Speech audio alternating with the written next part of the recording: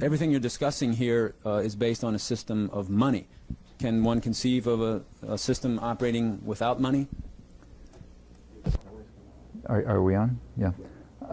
Yeah, I think that we're talking about very concrete questions. Can we think about a different social order? Yeah, I think we can think about a very different social order. Getting rid of money is one part of it, which I don't think is the crucial part. The crucial part is getting rid of tyranny. We happen to be living in a system which would have driven the founding fathers up the wall, and which any Enlightenment figure like Adam Smith or someone would have found horrendous.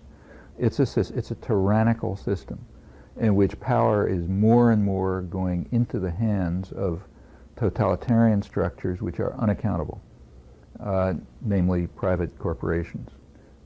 As has long been understood, these are tyrannical structures. They are like totalitarian states. They combine in the command center judicial, legislative, and executive powers.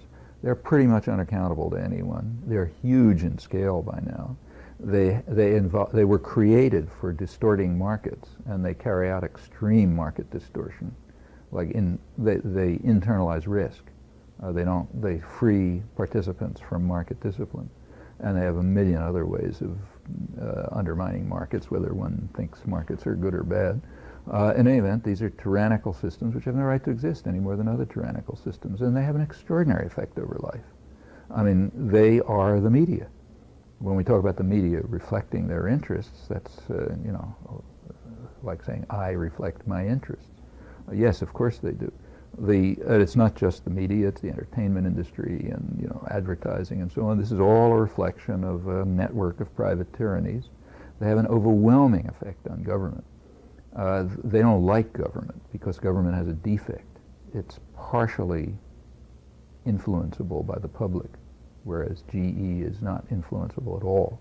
So they've been trying to create for 50 years, they've been trying to create a mood of anti-politics, you know, hate the government. True, we have the government pretty much by the throat, but it's not totally. Those guys out there can still influence it. So let's get them to hate the government, in particular to hate the federal government. State governments aren't so bad. They're small enough so we can really run them totally.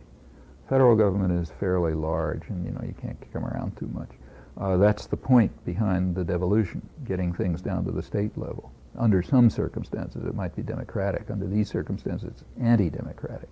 You move things down to the state level, and even middle-sized businesses can tell them what to do. It's at the government national level. Well, okay, maybe, you know, Microsoft and GE, but not small guys.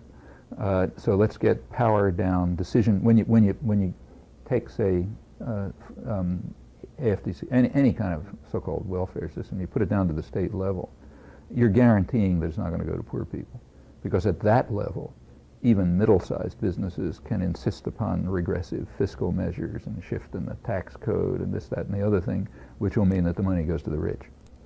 At the federal level, it's harder. You're pushing around the bigger things. So the idea is reduce the federal government, except for the parts that work for us, and those increase, like the Pentagon say. So increase that one because that works for us, but cut down the parts that work for anyone else. Go down to the state level, reduce them even further, put even more decision making into the hands of private, unaccountable power.